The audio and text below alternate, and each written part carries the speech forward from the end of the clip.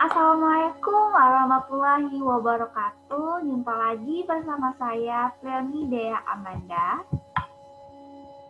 di kelas fisika.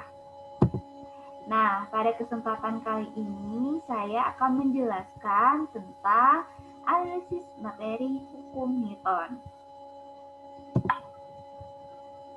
Nah, pertama kita lihat dulu kedalaman dan keluasan dari materi hukum Newton, terutama di SMA.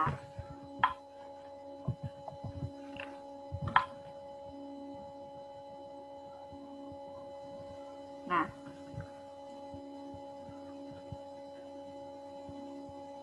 keluasan materi yang akan kita pelajari itu berdasarkan standar kompetisi dasar, di mana kalau SMP menerapkan hukum Newton untuk menjelaskan berbagai peristiwa dalam kehidupan sehari-hari. Materinya seperti bunyi hukum Newton 1, 2, 3, contoh penerapan, dan lain sebagainya. Nah, kita bandingkan nih pada kompetisi dasar pada IPA Fisika SMP dengan kompetisi dasar Fisika SMA. Nah, kalau di SMP cuma menerapkan, maka di SMA kita menganalisis. Menganalisis hubungan antara gaya, massa, dan gerak benda pada gerak lurus. Nah, materinya bunyi hukum Newton 1, kelembaman, hukum Newton 2, macam-macam gaya, gaya gesek, hukum Newton 3 ya, ini 3, kemudian gaya aksi dan reaksi. Selanjutnya, kedalaman materi yang akan kita pelajari. Nah, kedalaman materi yang akan kita pelajari ini seperti pada gerak benda. Gerak benda ini dipengaruhi oleh gerak lurus, kemudian gaya. Nah, kalau gerak lurus ini merupakan gerak yang sudah kita pelajari. Maksudnya materi ini sudah kita pelajari pada pembelajaran atau pertemuan kita sebelumnya. Nah, gerak lurus ini merupakan gerak suatu benda pada lintasan lurus. Nah, sekarang gerak benda ini juga dipengaruhi oleh gaya. Gaya ini merupakan dorongan atau tarikan yang menyebabkan suatu benda bergerak. Nah, gaya ini sendiri terbagi menjadi gaya sentuh dan gaya tak sentuh. Kemudian, gaya ini memenuhi hukum Newton 1, hukum Newton 2, dan hukum Newton 3. Nah, perhatikan peta konsep hukum Newton yang saya buat ini. Nah, peta konsepnya dari hukum Newton ini itu udah dibagi menjadi 3. Seperti yang dijelaskan di sini tadi. Yang pertama, kedua, dan juga hukum Newton ketiga. Nah, hukum Newton pertama ini disebut juga dengan hukum kelembaman. Sedangkan hukum kedua Newton itu meliputi hubungan antara gaya, massa, dan percepatan. Hukum Newton ketiga ini disebut juga dengan hukum aksi reaksi. Dan kemudian adapun urutan penyajian dari suatu materi itu dimulai dari hukum Newton 1, 2, dan 3. Kemudian yang kedua ada aplikasi hukum Newton 2 pada bidang datar, bidang miring, benda yang dihubungkan dengan tali, lift, katrol. Yang ketiga, dinamika gerak meningkat beraturan pada bola vertikal dan horizontal serta ayunan. Kemudian, pertama-tama kita lihat dulu nih hukum Newton 1, 2, dan 3. Perhatikan gambar ini. Tentu kita semua pernah naik kendaraan kan, seperti mobil, motor, beca, ataupun yang lainnya. Nah, di sini misalnya adalah mobil.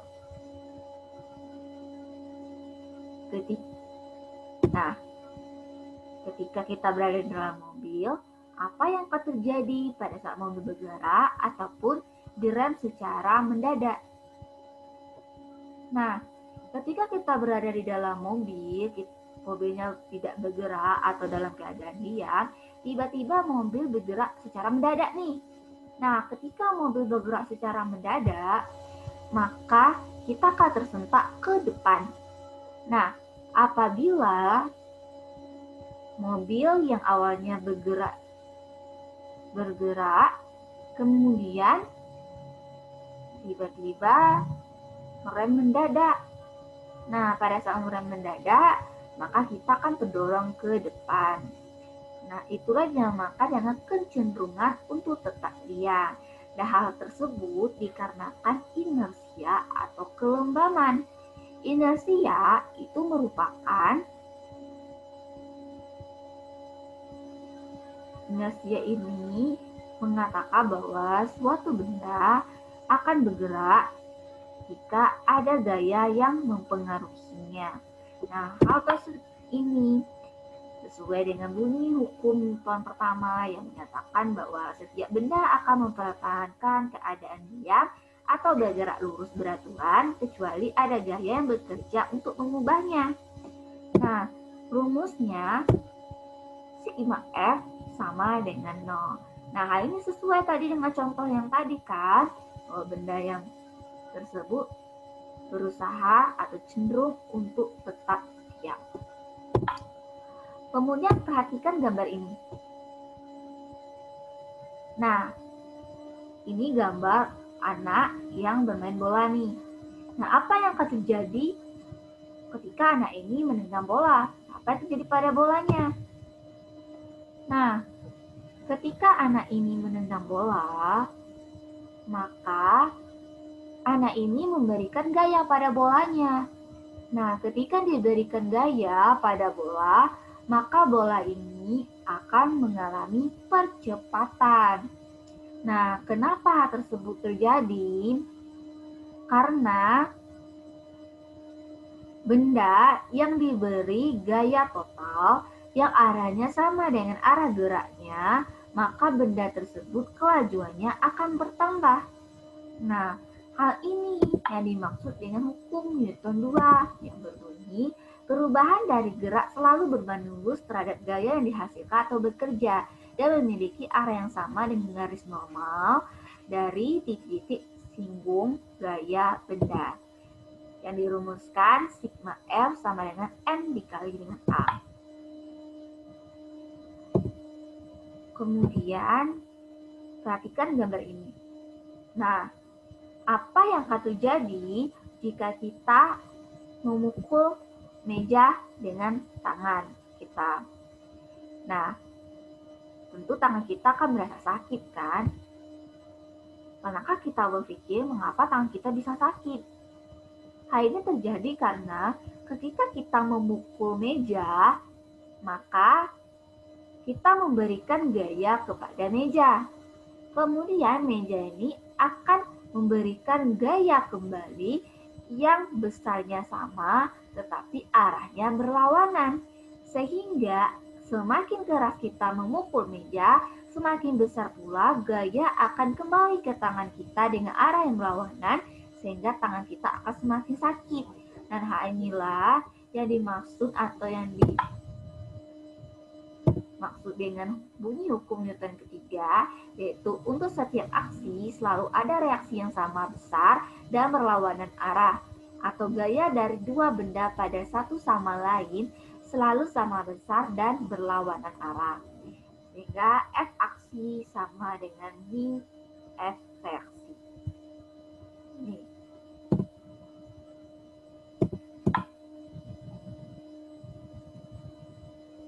Selanjutnya, aplikasi hukum Newton 2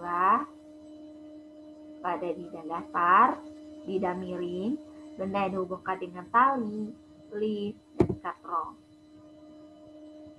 Sekarang perhatikan gambar di bawah ini.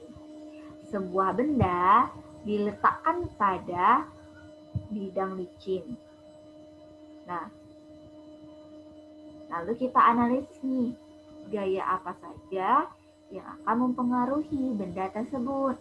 Otomatis ada gaya normalnya ke atas, juga ada gaya berat ke bawah, juga ada gaya yang ke samping jika mendapatkan dorongan atau tarikan. Nah, kemudian kita analisis resultan gaya. Pertama, gaya-gaya pada sumbu G. Nah, Gaya pada sumbu Y ini ada W dan juga ada N. W, ada N.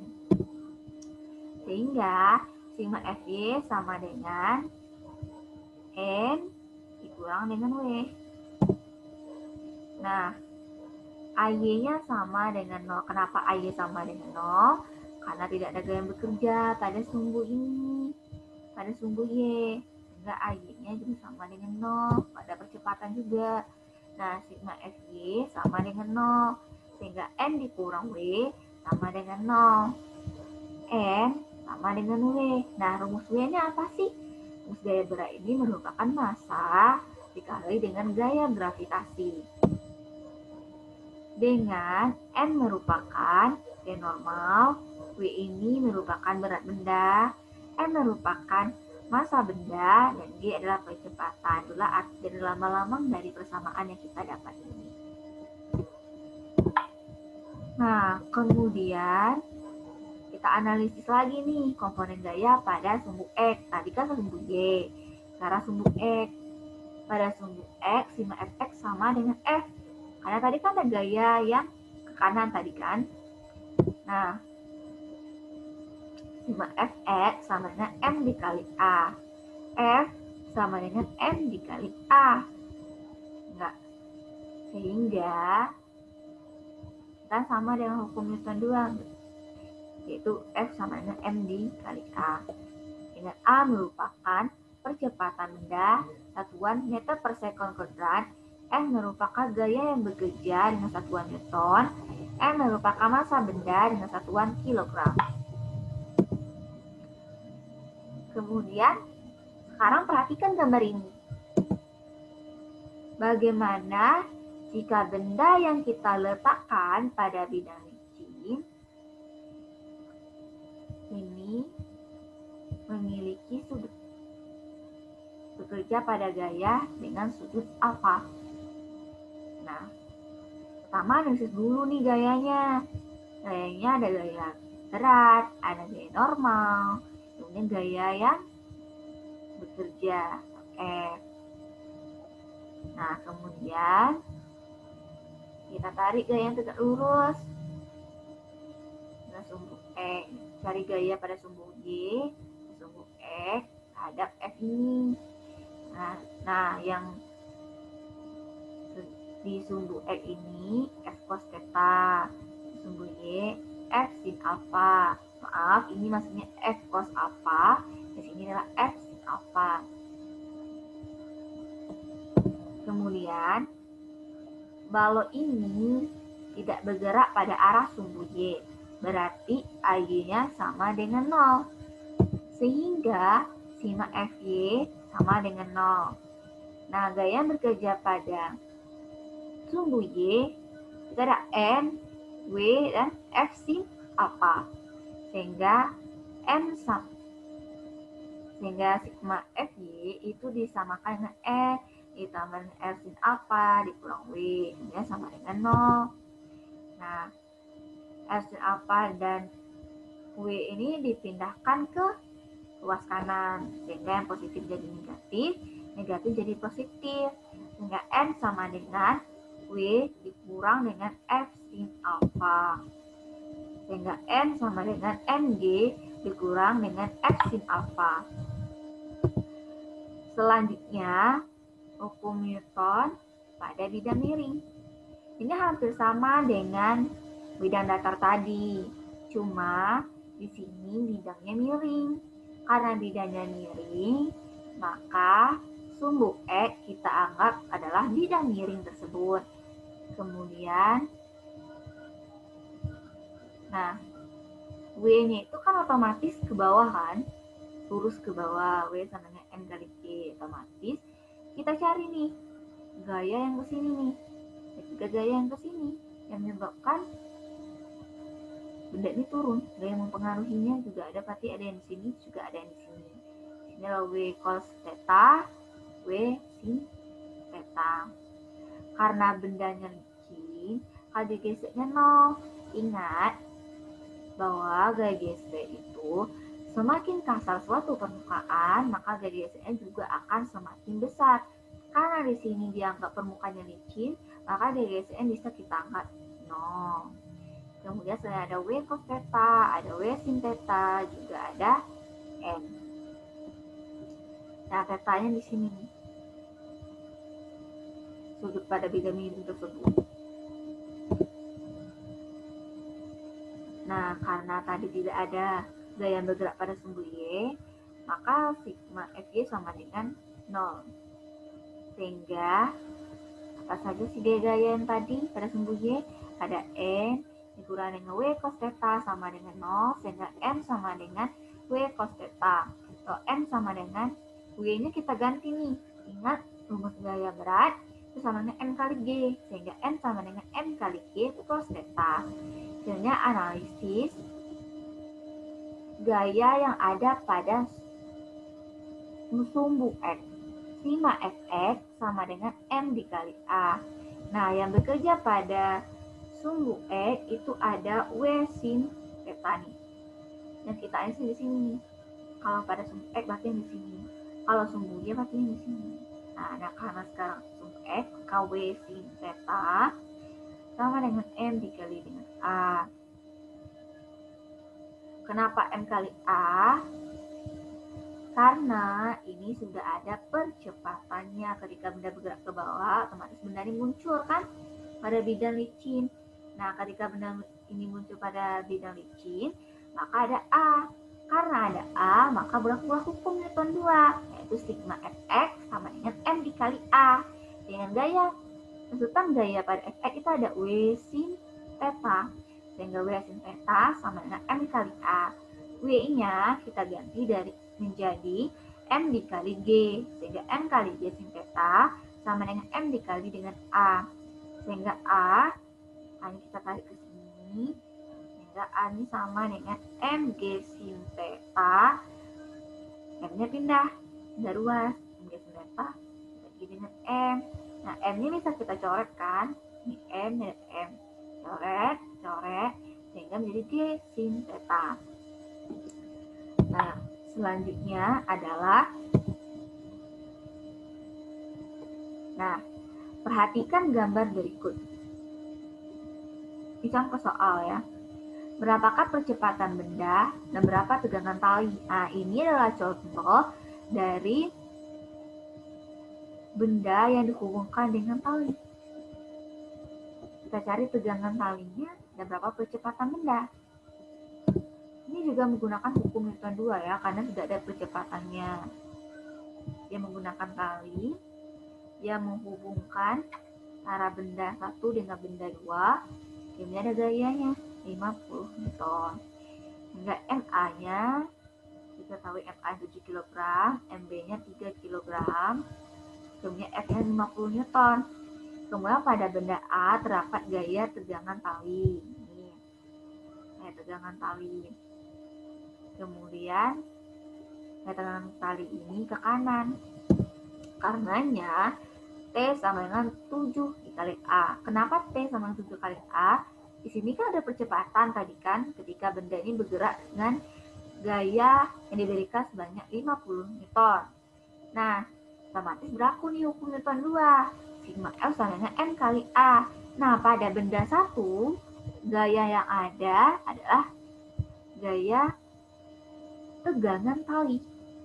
Ini kan, kalau gaya ini kan merupakan gaya pada MB-nya. Nah, kalau di sini, perhatikan ini, berarti gaya yang bekerja itu adalah gaya pada tegangan tali nih, tali yang kanan. Karena itu, sigma M kali A, sigma F-nya itu, resultan gaya itu T. Itu sama dengan M-nya 7 kg kali A, angkat ini persamaan 1. Kemudian, analisis lagi. Gaya pada benda kedua. Nah, pada benda kedua, tadi kan ada yang ke kanan adalah 50 Newton. Kemudian, dia kan juga dihubungkan dengan benda pada benda pertama tadi kan, atau benda massa 1. Maka benda kedua ini juga memiliki gaya tegangan tali dan juga gaya 50 Newton tadi. Sehingga, nah, kita itu anggapnya untuk mempermudahnya, gaya yang arahnya sama dengan gerakan benda itu ditangkap positif, sedangkan yang berlawanan adalah negatif.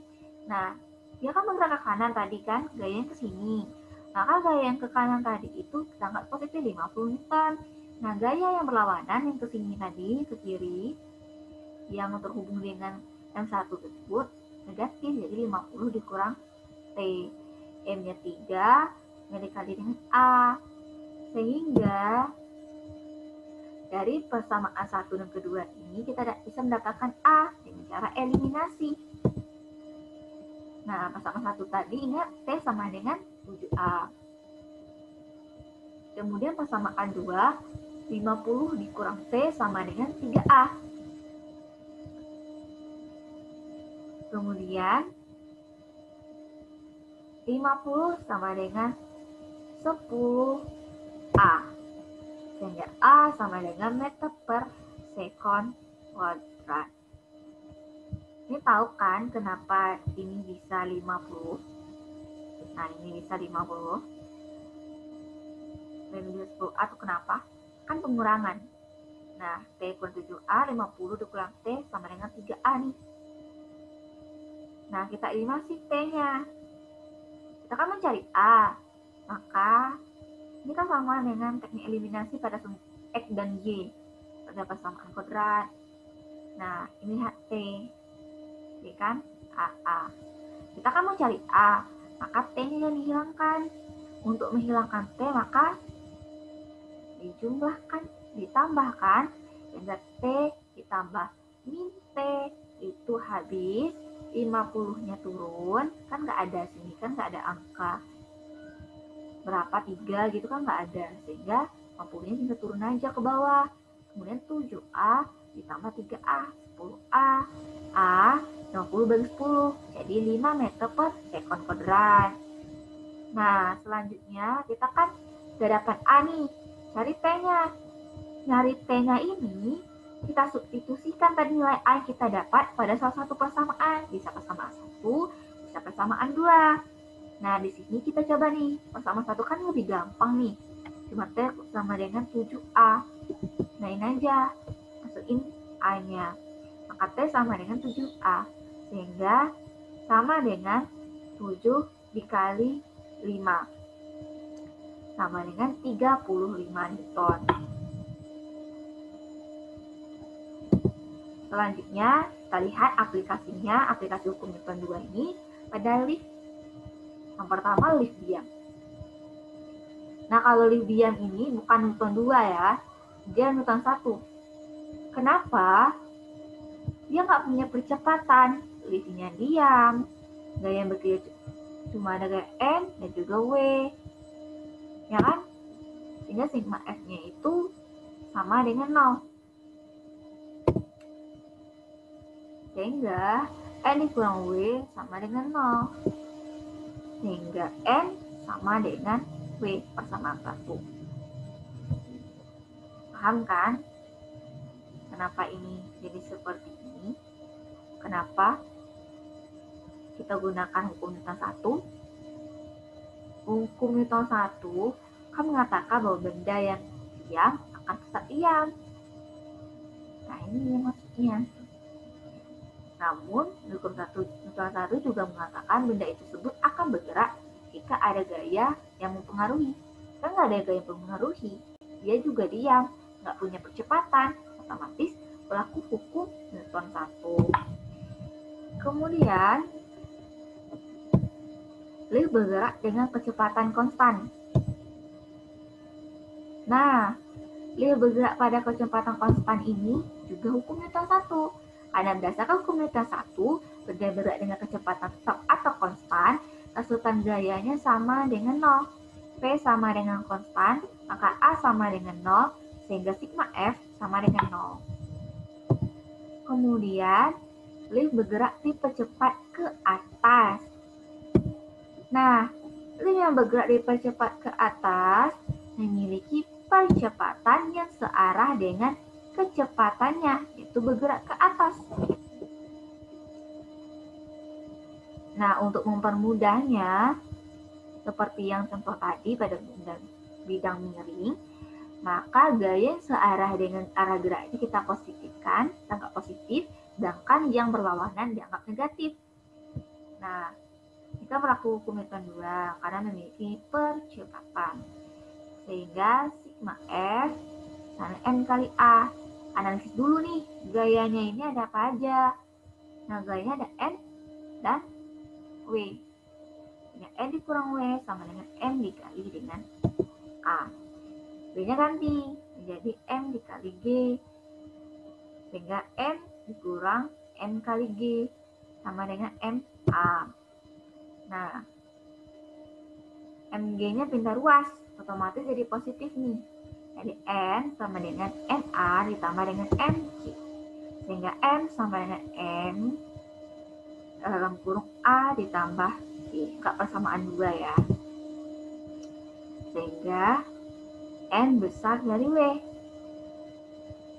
Akibatnya badan kita terasa bertambah berat ketika liftnya dipercepat ke atas. Kemudian dia bergerak diperlambat ke atas. Nah, ketika lift bergerak diperlambat tapi ke atas nih. Nah, asumsikan bahwa gaya yang bekerja searah dengan gerak itu positif, yang berlawanan adalah negatif. Maka ini adalah ini jika berlawanan, dia ke atas, diperlambat. Ini A. Kenapa ada ini A? Ini faktor untuk ini salah satu pembeda yang tadi. Kalau dipercepat ke atas kan A, kalau diperlambat ke bawah adalah ini A. Nah, berlaku juga hukum Newton 2, yaitu sigma F sama dengan M dikali A. Sehingga N dikurang dengan W, ini yang bekerja nih, N dikurang W, dan M dikali min A. Sehingga M sama dengan min MG sama dengan min MA. N sama dengan MG dikurang MA. M-nya kita keluarin, sehingga N sama dengan M dikali G dikurang A. Nah, selanjutnya, lift bergerak dipercepat ke bawah. Ketika lift bergerak dipercepat ke bawah, maka ada kecepatan, juga ada percepatan, yang bergeraknya sama-sama ke bawah. Berlaku juga hukum Newton 2, yaitu sigma F sama dengan M dikali A. Nah, gaya yang bekerja, runutan gaya itu ada N dan juga ada W. Sehingga, nah kenapa sih? Tadi kan jika dia itu bergerak ke atas, itu kan N yang dikurang W. Karena kenapa W dikurang N ketika dia bercepat ke bawah? Karena, seperti yang saya bilang tadi, kita asumsikan arah gerak benda ini, atau gaya yang memiliki arah yang sama dengan gerak benda itu positif. Makanya W dikurang N. N ini kan ke atas. Jadi, W dikurang N sama dengan M dikali A. Karena N yang tadi ke atas, maka negatif. W ini ke bawah, positif. Jadi tambahin aja di W kurang N. Atau W tambah min N plus minusnya dikaliin, jadi W dikurang N sama dengan M dikali A. W-nya diganti jadi M kali G dikurang N sama dengan MA. Sehingga N sama dengan MG dikurang MA. M-nya dikeluarin jadi M dikali G dikurang A. Nah, kalau kita perhatikan, persamaan ini, lift yang bergerak dipercepat ke bawah, itu sama dengan lift yang bergerak diperlambat ke atas. Ya kan? Sama N sama dengan M G dikurang A. Tadi pada persamaan 3 juga seperti itu. Jadi dapat disimpulkan N kecil dari W.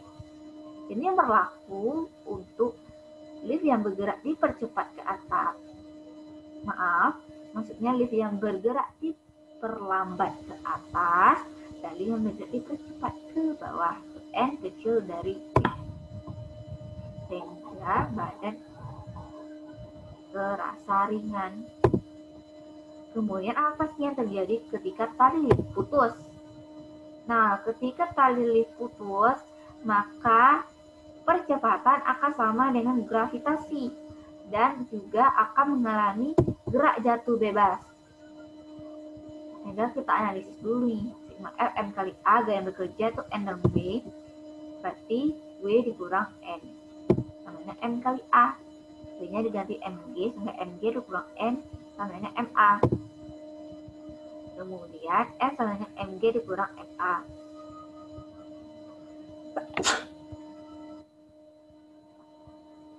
Nah, kemudian M-nya dikeluarin, sehingga N sama dengan N, G dikurang A.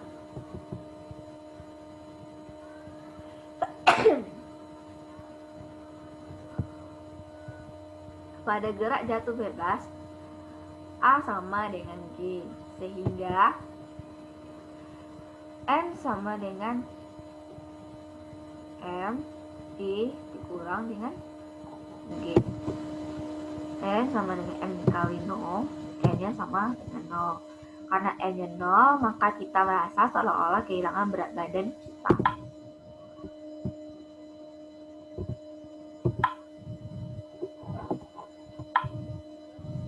Nah, kemudian ada percepatan pada sistem katrol dan bidang miring. Nah, pada sistem katrol ini, nah kita buat seperti ini dulu. Nah, analisis dulu ada N, nah tegangan tali, kemudian sini ada T2-nya, ada gaya beratnya, kemudian ada W-nya, ada. Oke, kita satu persatu dulu ya, supaya lebih jelas.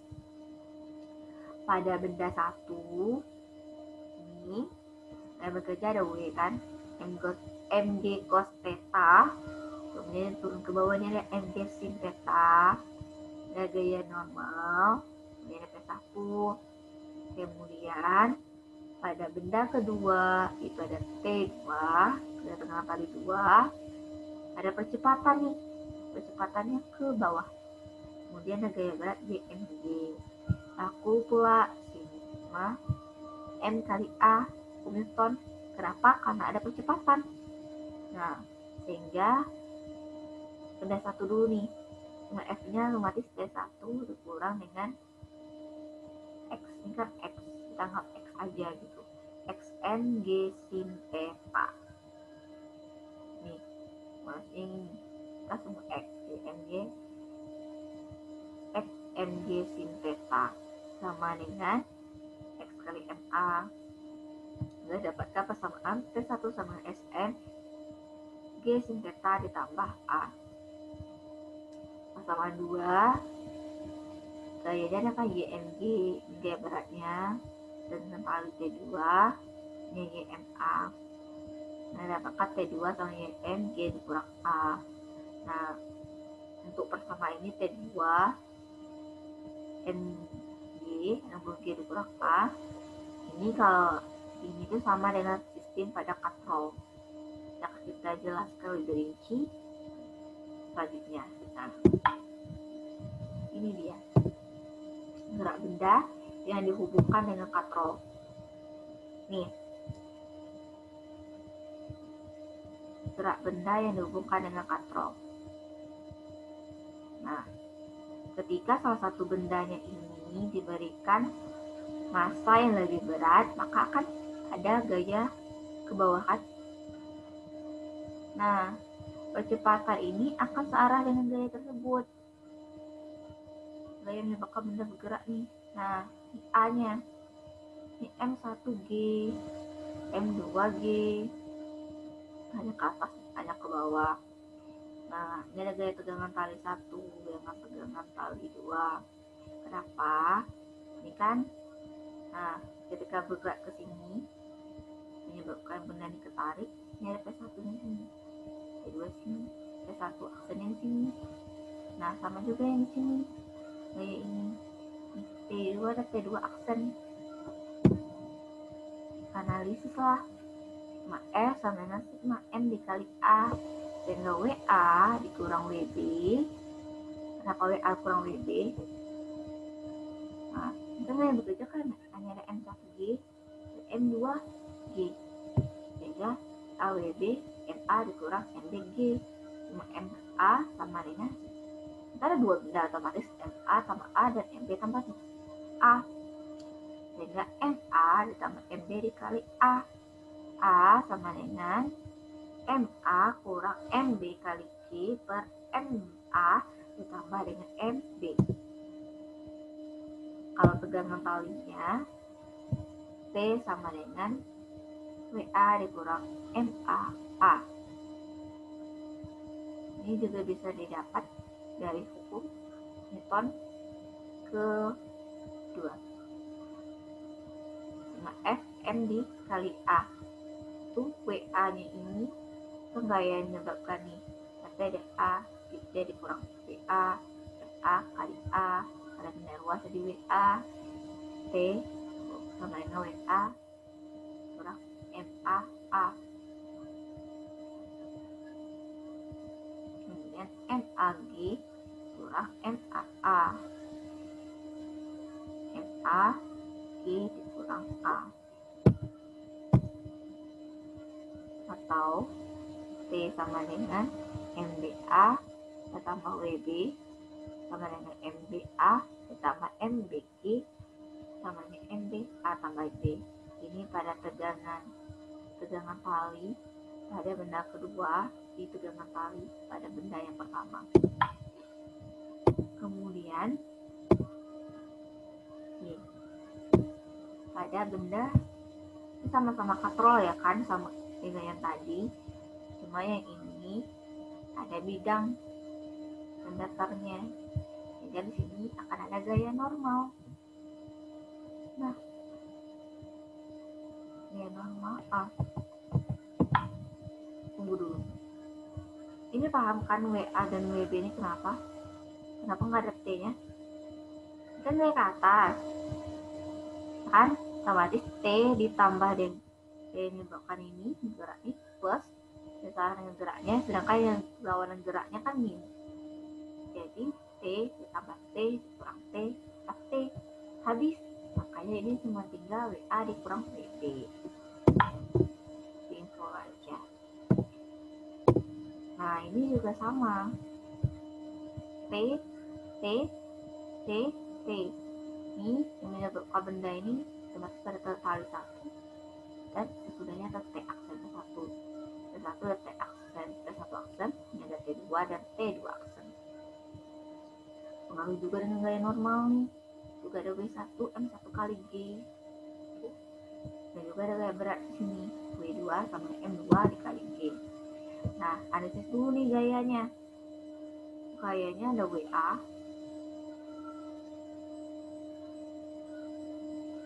dikurang dengan T plus T kurang T tambah T dengan MA.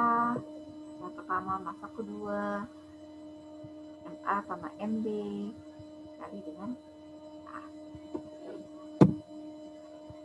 WA sama dengan MA ditambah MB dikali A, sehingga A sama dengan MA bagi dengan MA tambah MB kali G. Kemudian ada dinamika gerak melingkar beraturan. Gaya pada bola yang berputar horizontal, Fx sama dengan MAX sama dengan V kuadrat PR dengan X yang merupakan percepatan sentripetal. Kemudian ada ayunan konikal atau ayunan kerucut. Yang terakhir ada bola yang berputar membentuk lingkaran vertikal, atau sigma Fs sama dengan M kali AS. Sehingga cerita, tali memberikan gaya tegangan FTB ke atas, sementara gaya gravitasi bekerja ke bawah, sehingga FTB dikurang Mg sama dengan Fb kuadrat dibagi dengan R. Sekian. Terima kasih. Wassalamualaikum warahmatullahi wabarakatuh.